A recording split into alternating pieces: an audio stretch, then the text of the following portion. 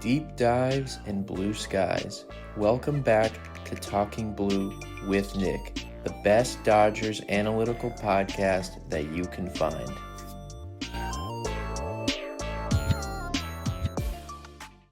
Ladies and gentlemen, welcome back to Talking Blue, the best Dodgers analytical podcast that you could find. I'm your host, Nick. You are listening to episode 103 of Talking Blue. We are here today to recap the Dodgers and the White Sox series, which just wrapped up about 45 minutes ago.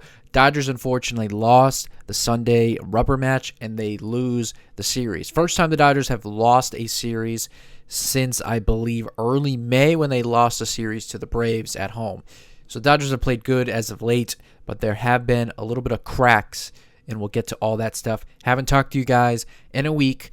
As you guys know, as I said on my last podcast, when there are games on Thursdays, it unfortunately makes my schedule a little bit difficult sometimes. I was able to drop a nice YouTube video talking about Shohei Ohtani, a little bit like 3-4 minute clip. Me talking about his crazy historic season that he's on right now. So if you guys would like to go watch that, you can go over to my YouTube channel. It is Talkin' Blue Pod. It is, right where this video will be on YouTube as well, and you could watch. So I did make up for that. I did post you guys something that you could go watch. It's a nice little clip about Shohei if you'd like to enjoy that. And if you'd like to see more little YouTube clips, comment below. Give me information. I'll do more stuff like that. Little just 3-4 minute videos that are fun to watch, story time, all that kind of stuff. So as always, you can get this podcast on Apple Podcasts, Spotify, subscribe to the YouTube channel, follow us on all social media at Talking Blue Pod. You can follow myself at Nick Talking Ball on X. All right. Like I said, I haven't talked to you guys in a week. There has been a lot that has gone on, a couple roster injury stuff. Dodgers were able to win 2 out of 3 in Pittsburgh over a pretty good Pittsburgh team. We're able to sneak out of there with a win, although the Pirates did make it difficult. And so did the White Sox over the weekend. All right, so before we get into the games, we'll get into a couple of injury updates. All right, so obviously at the top was Shohei Ohtani's injury that has come and gone. So he did injure what it appeared, or no, it was his knee. They called it right knee inflammation, or was it left knee? Either way, he had knee pain, came out of that game, got pinch hit for in the 7th. So immediately you're thinking, who knows what this means, because Shohei very rarely gets pinch hit for. I immediately was thinking, hopefully, God, this is just part of the plan, because he pitched the day before. They were going to give him 2-3 at-bats and then pinch hit for him to give him some kind of rest. It immediately came out. Dodgers tweeted he left the game with right or left knee, I'm forgetting which knee, inflammation. All right, they said he had to they had to get testing. He had to get testing. Dave Roberts kind of said that it was potentially like hamstring, so it was more like back of the knee. He didn't play on Friday, but then he did get back into the lineup Saturday, started that game off with a bang, and he actually looks pretty fine. So hopefully going forward, it isn't something that Shohei kind of has to nurture for the entire year, because so often through the course of big league seasons, players have to play through injuries, and it's part of the game, is playing banged up, no doubt. But sometimes whenever you see a guy who traditionally puts up better numbers or anything like that, maybe they're having a little bit of a down year, you kind of learn later in the year or the next year or in the offseason that they were kind of lingering issue, and it kind of, so hopefully Shohei, again, I think he put some of those worries to rest, because he let off the first game that he played with a home run, but you could tell it is something that he will nurture. There wasn't a play in that Saturday game where he slid into third base, and you could tell it was like he was really just being gingerly with the slide. It almost kind of got up slow. So again, hopefully it's nothing going forward and he'll be fine. But I would imagine that Shohei probably doesn't steal many more, doesn't have a lot more stolen base attempts going forward. But anyways, not really even worth talking too much about, because he's already got back into the lineup. So we'll keep it moving. Tommy Edman, all right? He will be activated, I believe, on Tuesday. On my computer, it says sometime during this series against the Rays, which is coming up tomorrow. But I'm pretty sure on Tuesday, or over on Twitter, someone said he will be activated Tuesday. So that's great. Tommy Edman will be back in the lineup. We'll see if they decide to either do something with Santiago Espinal. Maybe they just send Kyle Freeland down. or Alex Freeland, excuse me. So we'll see about that. Tyler Glass now, all right. His back has begun to feel a little bit better. He could resume playing catch soon. Kind of an empty update. Hopefully he can start throwing soon. Brock Stewart has began his rehab assignment. The timeline will just be dependent on how his foot responds to the workload. Will Smith, all right, this is the other kind of big injury. He did go on the IL. So literally a week ago when I was talking about, who was I talking about? Someone with an injury, and I talked about how the Dodgers tend to kind of wait a couple days to see how an injury progresses, and then they'll IL the guy sometimes. So it's kind of like you lose all this time. I don't know why I can't remember who I was talking about, but that's what happened with Will Smith. He suffered a stiff neck last weekend. Now I'm blanking on. The Angels. He sat out the last couple games, didn't play in that Pittsburgh series, and then they IL him. I believe it was Friday for the White Sox game. So he will be on the IL until I think he's eligible to come off at the beginning of next week. And so far the updates have sounded like this will be as soon as he's eligible, he will come right off. So we'll see. But obviously you never know. Blake Snell has begun his throwing program 2.5 weeks after undergoing surgery. So that's very nice. Hopefully he could be on a similar timeline that we've seen with Terry Skubal, who just threw his first game for the Guardians, or the Tigers against the Guardians at the big leagues yesterday. Evan Phillips continuing his rehab down in the minor leagues. Again, probably won't see him until the end of the month. And that is pretty much all the injury updates. I was trying to see if I could find anything on how Teoscar Hernandez is feeling, but I have not yet, so there's not really much of an update with him. So let's go into these games. Game 1, Friday night in Chicago, on the road against the White Sox. We have Anthony Kay, the left-hander, taking on Roki Sasaki. White Sox get on the board first. In the bottom of the first, Andrew Benintendi hits a solo home run to right field, 1-0 White Sox. Next inning, though, the Dodgers would respond. A single from Santiago Espinal, who is, I believe, DHing for Ohtani in this game. Makes it a 2-1 game. Dodgers now lead, but eventually their lead would fall apart in the bottom of the fifth. Sam Antanasi with a RBI single to tie the game. Then old friend Miguel Vargas doubles to put the White Sox ahead 3-2. A bases loaded walk from Roki Sasaki, which would end his night, to Braden Montgomery, makes it 4-2. Chase Mydroth makes it 6-2 with an RBI single. Tristan Peter triples off of, I believe this was off Trinan, to make it 8-2, and the Dodgers would lose Friday night's opener. Roki Sasaki goes 4.1, Blake Trinan for 2/3 of an inning, Edgardo Henriquez for 1, and then Jonathan Hernandez at the very end pitches 2 innings. All right, I'll be quick on this game because I would like to get to some of the interesting things that happened Saturday night, and I kind of have to make this a quick pod. But Roki Sasaki, let me give you his final line. I've talked about it a lot lately, how good he's been. All right, so this was definitely a disappointing start, but he goes 4.1, 7 innings, 7 hits, 7 earned runs, 3 walks, 4 strikeouts. He gave up the 1 home run, and he gets his 4th loss of the year. Unfortunate that he ended up in the end giving up 7 earned runs, because he actually pitched solid in the beginning of this start and beginning of this game. Just fell apart in that 5th inning. But because of Trinan not really being able to get out of it, and Sasaki's just command, he left the game literally with the bases loaded. He ends up getting 7 earned runs to his ERA. So, we were, like I said a week ago, 1 start away from Sasaki getting his ERA under 4. Now it jumps back up to 4.76. So that is definitely unfortunate. He actually didn't pitch as bad as his final line would suggest. All right, he fell apart at the very end, especially with the command, which we haven't seen a ton of from Sasaki really since the calendar turned to May. He's been much better with his command. And then once he's increased the swing and miss stuff, the last month or so is really that when we've seen him take off.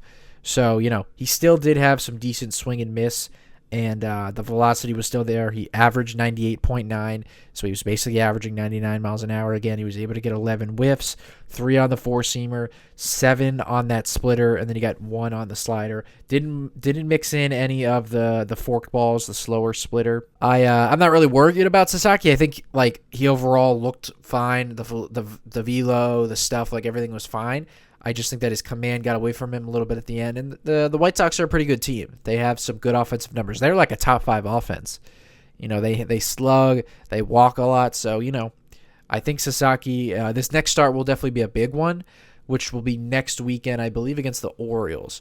So that'll be a big one because if he continues to trend backwards towards his early season struggles, that's where we start to get a little bit concerned. If he can bounce back and kind of just show, hey, he just had a bad start. He is still, like we always say, a work in progress. So not going to kill Roki. The 7 earned runs, 7 hits is what really sucks. If he was able to, manage the damage, and make it more of a 4 earned run, 5 earned run start, would have felt a little bit better. But, that's the scenario. So the offense also not great in this game. Dodgers have kind of had a lot of games. I don't know. I should probably dig into this. I feel like they've dropped a lot of series openers this year. I feel like that's where a lot of their losses have come in the series opener, especially on the road. It seems like it's always their offense. And I did think I heard on the broadcast that they got in Friday night at like 4:30 a.m. So that is tough, but can't really give them an excuse. That's just part of the big league life sometimes. Only 4 hits and only 1 walk, so like barely any base runners in this game. They didn't have Ohtani in the lineup. Obviously, they didn't have Will Smith. The lineup was much thinner. They had Santiago Espinal DHing, Chucky Robinson, who's called up for Will Smith going on the IL. He had to catch in this game, so kind of a whatever game. Felt confident they can bounce back in Game 2 on Saturday. With Yoshinobu Yamamoto on the mound. All right, so we go to Game 2. Yamamoto's on the mound. He's taking on Sean Burke, the right-hander of the White Sox. Ohtani's back in the lineup. Like we said, the knee's feeling much better. And right away, he starts off this game with a bang. 2 pitches into the game, I believe. 14th home run of the year, a missile for Shohei, who's been hot as of late. A lot of homers lately. The homers are jumping up. I like to see that he's got 14 home runs. Probably will get past 20 home runs by the time the calendar turns to July. All right, later in that inning, a 2-run home run from Max Muncy, his 15th home run of the year, puts the Dodgers up 3-0 before Yamamoto even has to take the mound. He gets some nice run support. Later on, a Kyle Tucker RBI single to right field makes it 4-0 Dodgers. We keep it going. A bases-loaded walk with Kyle Tucker at the plate. Some more RBIs for him. Makes it 5-0.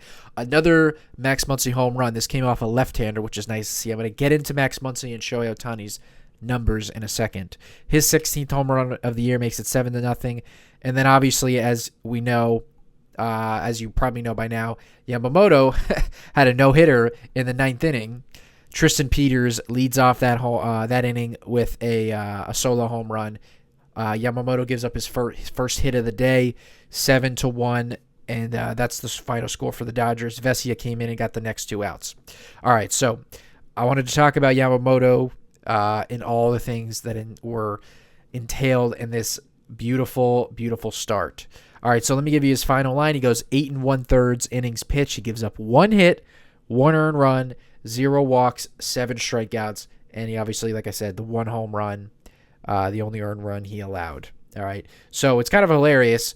Yamamoto on the road, no-hitting a team in the American League, gives some crazy flashbacks.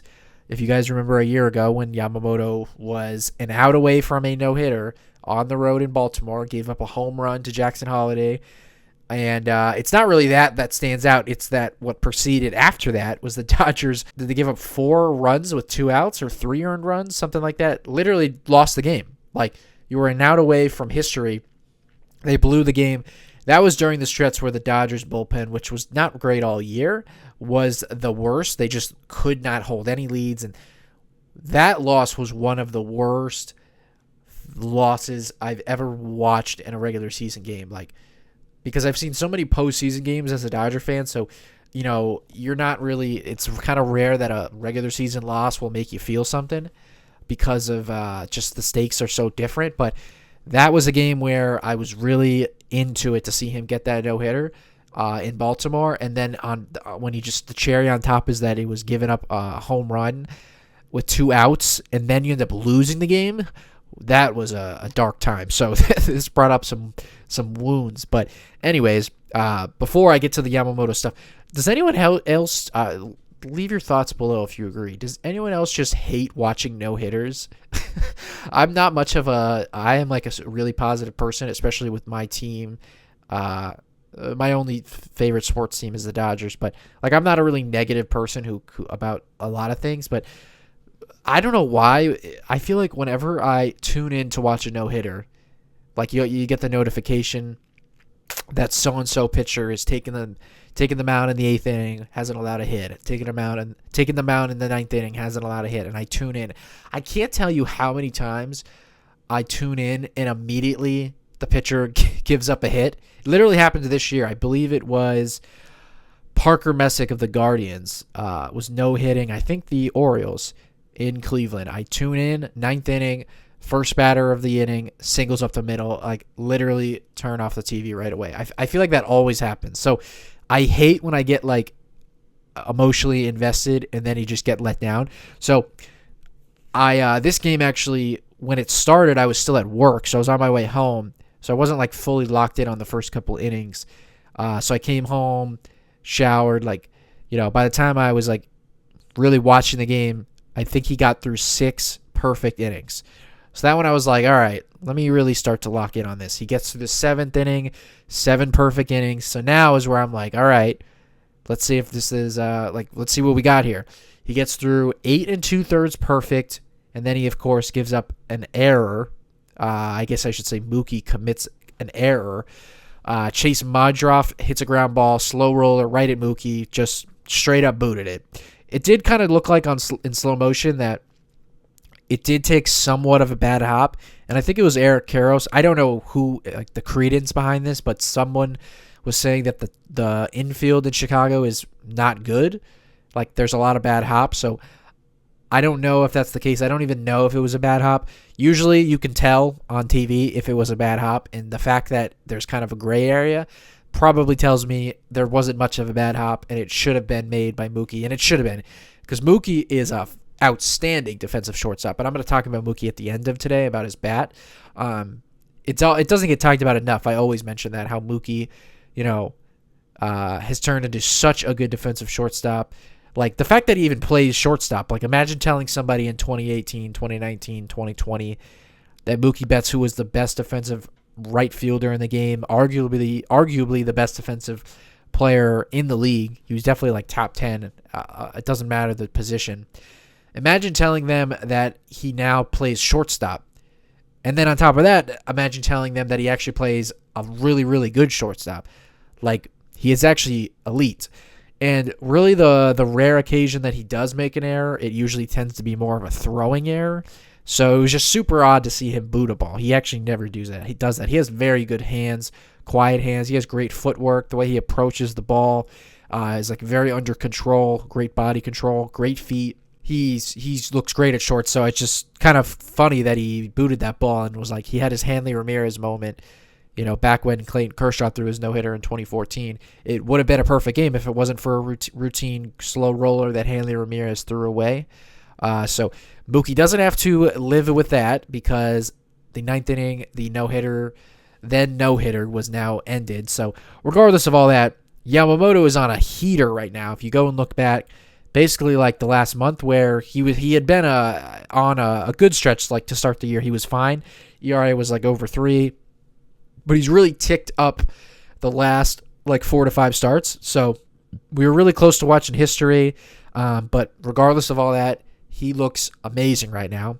He's just pounding the strike zone with electric swing and miss stuff. All right. And he's back on his, one of the better pitchers in the game kind of stuff. 7 whiffs on his 4-seam fastball. Continues the new trend of getting a ton of whiffs on his 4-seamer, which I talked about a lot last week. He's never gotten a ton of that throughout his career, but he is. I don't know what's going on with that. He's never gotten swing and miss on his 4-seam fastball. There has been some starts where the velo has jumped up, so I don't know if that's part of it. But it is right now his 4-seamer looks like arguably his best pitch.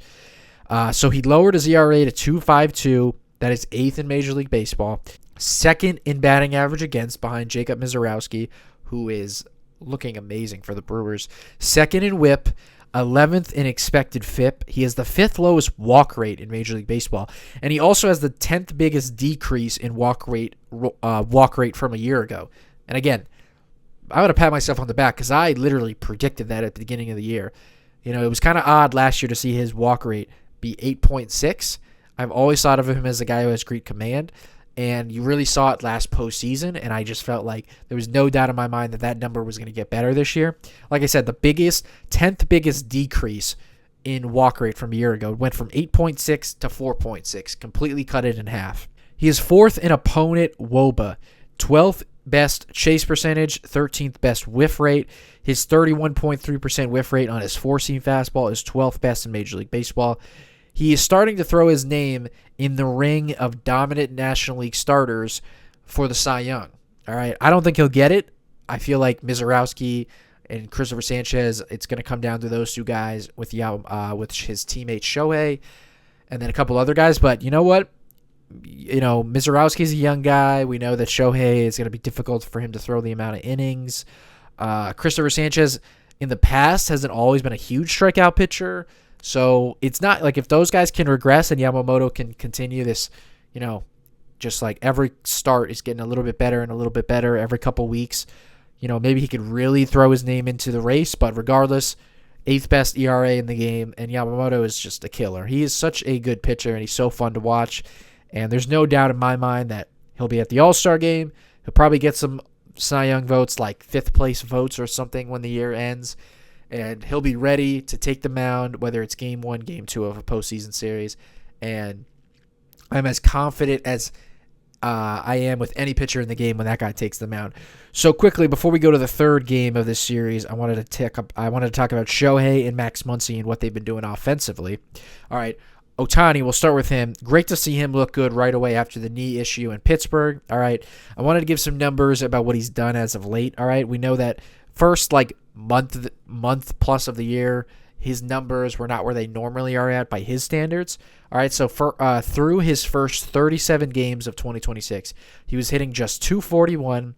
He was slugging only 418. This is the guy who normally slugs in the low to mid 600s. So he only had a 418 slugging percentage and an OPS of 792. This is a guy who, ever since he's put on a Dodger uniform, has an OPS over 1,000. All right, so he got off to a cold start. And people were questioning, is it the pitching have to do anything with that? And I was starting to wonder if maybe it was the case, but not anymore.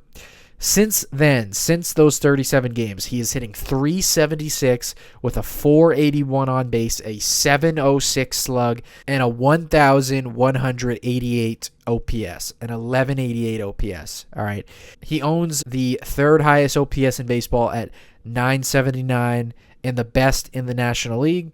He is 4th in expected batting average, 5th in expected slug, 3rd in expected WOBA, 10th in average exit velocity, 9th in barrel rate, 9th in hard hit rate, 7th in walk rate with a career high 16.1 walk rate. So he's walking more than he ever has in his career. That walk rate is also leading to a career high 426 on base. So Shohei has been on a heater for really over a month now, crushing the baseball. And like I said a couple weeks ago, I felt like he has been way better at the plate, and there is still even room to get better. Like, he hasn't really fully popped off with the homers. Well, right now we're seeing it because he hit 4 home runs this week, I think, right? 2 in Pittsburgh or 3 in Pittsburgh maybe? I forget, but he's been hitting a ton of homers as of late, and hopefully he can continue this and get close to 20 home runs. And, he's gotten his name back up to the top of the leaderboards in terms of offensive production. Like, it's basically with Aaron Judge out now, you got Yordan Alvarez has been the best hitter in the game, Ben Rice right there behind him, and then you got Shohei Ohtani and Nick Kurtz basically of the Athletics. He's been amazing the last month plus, and he's even seeming to get better and better every series. So hopefully he can continue that this week against the Rays. And then Muncy, before we get to Game 3, I just want to give Max Muncy some credit because he is playing so good right now. And he's, possibly having the best season of his career at 35 years old. He's got 16 home runs on the year. He has a 540 slugging percentage. That is 13th best in baseball, 12th in WOBA. He has a 154 weighted runs created plus, which is 11th in all of baseball, and he is top 10 in F4 this year. He's been a top 10 player in the game. All right. He's on pace for a 6-win season when it comes to F4. His career high is 4.5.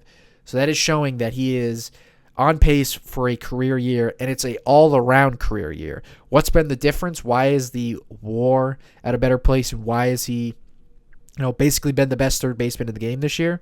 All right, because this has always been a guy that can hit, but he's never been a guy who does everything on the baseball field.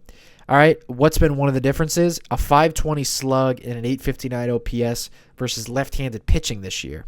All right, that's the best numbers he's posted versus lefties since 2021. Okay, 356 batting average against fastballs. That's a career high. He has one of the more shocking developments with him has been his defense. All right, I've always come to terms. I've always said, Muncy will never be a good defender. I've always accepted that if he could just be league average and hit the way that he does, it'll be fine. Well, he's actually become an elite defensive third baseman. Now, we'll see as the year goes on if, that will drop off a little bit, because I don't really think of him as an elite defensive third baseman, but the numbers show that he has been up there with the best of the best. All right, he leads all third basemen in fielding run value. He is first in outs above average. He is fifth in defensive runs saved. All right, he's legitimately been a top 5 defensive third baseman in the game this year. And with that, when you pair that defense with his offense, legitimately, without question, has been the best third baseman in the game. He deserves to be starting at the All-Star game for the National League at third base. He's been amazing. When you combine the way he's hitting right now, the way he's hitting against left-handed pitching, what he's crushing the fastball, and then he's actually been elite defensively. Max Muncy, he's elite defensively. That is amazing, and it's led to a top 10 F-WAR. Let's waste no time, and let's get to Game 3. Emmet Sheehan taking the ball against Brian Hudson, the left-hander of the White Sox, who's actually opening for Eric Fetty, who would come in a couple innings later. All right, so scoring gets underway thanks to Freddie Freeman in the top of the first, his 11th home run of the year. Hits one out to right field, makes it 1-0 Dodgers. Dodgers would have the lead all the way to the 6th inning, but similar to that first game on Friday night in the 5th inning, this time it's the 6th inning. With Emmet Sheehan on the mound, the White Sox would storm back and put up a crooked number. So Sam Antonassi, he homers to right field to tie the game up. Later on, Andrew Benintendi would double to make it 2-1 White Sox. Carson Montgomery hits his 17th home run of the year to make it 4-1 White Sox. Chase Mydroth, he hits a home run to right field, makes it 6-1. So just like that, Dodgers down 6-1. Dodgers would mount a little bit of a comeback in the 7th inning, a sac fly from Alex Freeland to make it 6-2. Mookie Betts, this is a good sign. His 7th home run of the year to left field makes it 6-3. And in the 9th inning, an Alex Freeland double would make it 6-4. Dodgers would get the tying run on base, actually, with Freddie Freeman at the plate, but he unfortunately strikes out. Sir Anthony Dominguez gets the save, and the Dodgers lose. They lose the series in Chicago. Like I said, first series loss since they lost to the Braves about a month ago. Emmet Sheehan goes 5. Jack Dreyer goes 1. Blake Trinan goes 1. Jonathan Hernandez, who just basically pitches the final inning of the game for the Dodgers every game, I guess, whether they're winning or by a lot or losing. So Dodgers lose. Let's quickly talk about Emmet Sheehan, his final line. 5 innings pitched, 4 hits, 3 earned runs, 1 walk, 8 strikeouts, and he gave up the home run. All right, similarly to Sasaki, it actually wasn't a terrible start. Just kind of gave it up at the end. Once again, he had the strikeouts and he had the whiffs. All right, Sheehan had 8 strikeouts, like I said. He had 14 whiffs. All right, 4 on the fastball, 5 on the slider. He had 4 on the changeup, and then he even mixed in the curveball a little bit, got 1 whiff on the curveball. The stuff looked fine, averaging 95.1.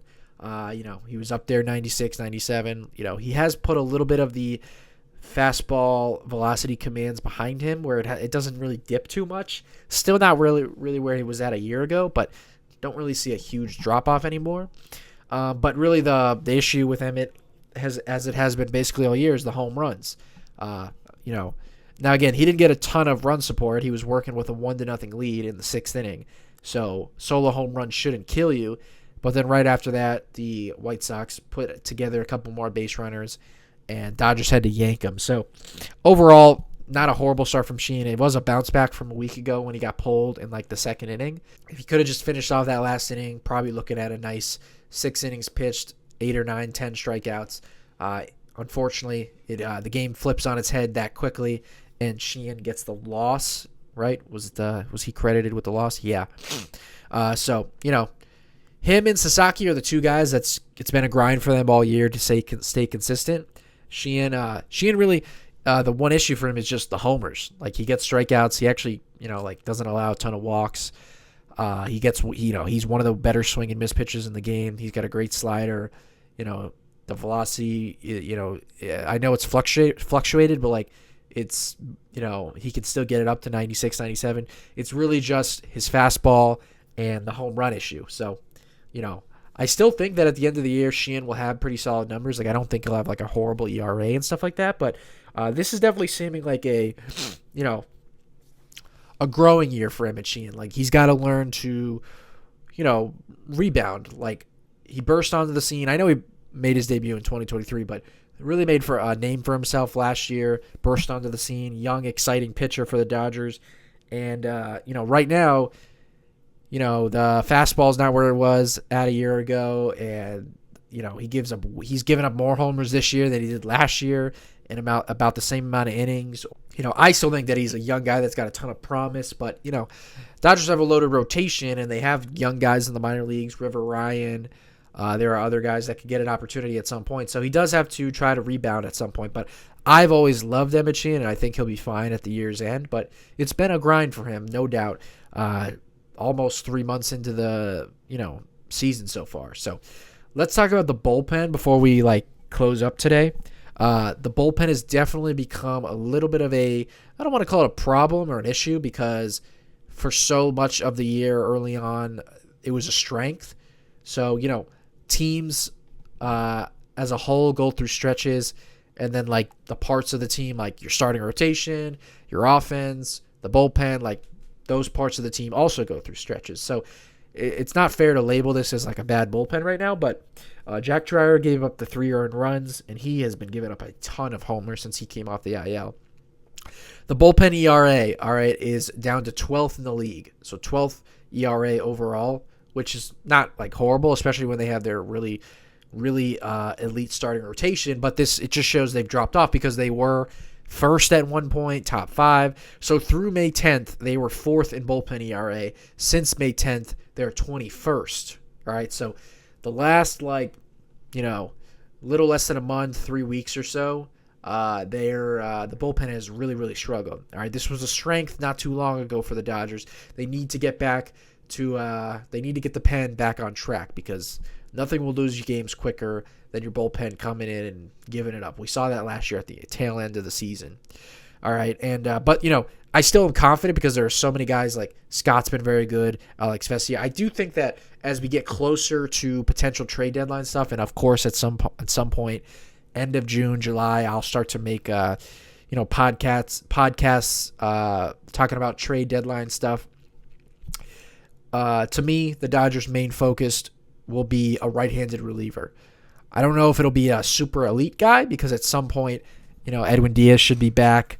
It looks like they're going to get Evan Phillips back this month. There are options there. I do think that'll be an area for improvement, is right-handed relievers, because Vesia, Scott are their 2 best guys right now. They're left-handed. They believe in a couple other guys. I really have liked what Will Klein has done, Kyle Hurt, but Hurt completely gave it up the other day against the Pirates. Had no command, got crushed, gave up a big homer. So couple guys down there adjust right now, because the Dodgers bullpen hasn't been good as of late. But I still think overall the bullpen will be fine, especially a couple of guys get a little bit more healthy, and overall they still have the least amount of innings thrown, which is great. You don't want to overtax that pen. That is credit to the starting rotation for eating innings a lot this year and keeping the pen rested. I promise you guys that will come back as a positive for the Dodgers later on the season, when they don't have an overworked pen like they did a year ago. All right, so before we look ahead to this week against the Tampa Bay Rays, I just wanted to give Mookie Betts a little bit of credit. All right, he went 3 for 5 Saturday, 2 for 4 Sunday with a home run. Got a couple hits against the Pirates. And some of the luck is starting to, outweigh because early in the year he was crushing the ball, not getting a ton of luck. There were a couple series against the Angels and the Padres where it was crazy how unlucky he was getting. And in this series against the White Sox, I think all three of his hits on Saturday were all like bloop, weakly hit, just perfectly placed. And then today he had an infield single, and then he hit that home run. He actually crushed the ball to dead center his first at-bat, hit it like 103 off the bat, but it just got caught on the warning track. So over his last 7 games, so basically the last week, he's hitting 300 with a 344 on base, a 433 slug, and a 777 OPS. Lucky numbers right there. All right. With the defense he provides at shortstop, a high 700s OPS is very passable. Now, of course, I would like it a little bit higher. I was hoping for a bounce-back season for Mookie Betts this year. About 25 home runs with an OPS in the low 800s, like 820, 815, 830, something like that, I don't know if we're going to get that. He's going to have to go on a heater to get there, but there are still plenty of season left. I don't even know that the Dodgers have played 82 games this year, or 81 games yet. So there's still a lot of season left, and I am hopeful this is the beginning of a hot stretch for Mookie Betts. Obviously not a ton of power because you see the batting average, 300, the 344 on base, but then the 433 slug is a little bit lower, so that's why the OPS is not anything crazy. But, we do probably start to need to begin to lower our expectations with Mookie. And, he was still like a 4-win player, according to F4 last year, and he was like a league average hitter because of how great he plays, how great a defense he plays. If he could give you a 785 OPS with the defense he plays, it's very valuable. I know it's a step down. It's like 100 points OPS lower than where he's normally at in his career. I get it. It's not the same, but, it was nice to see him pull a home run. That's important for him. Hopefully he can put up some good at-bats this week against the Rays.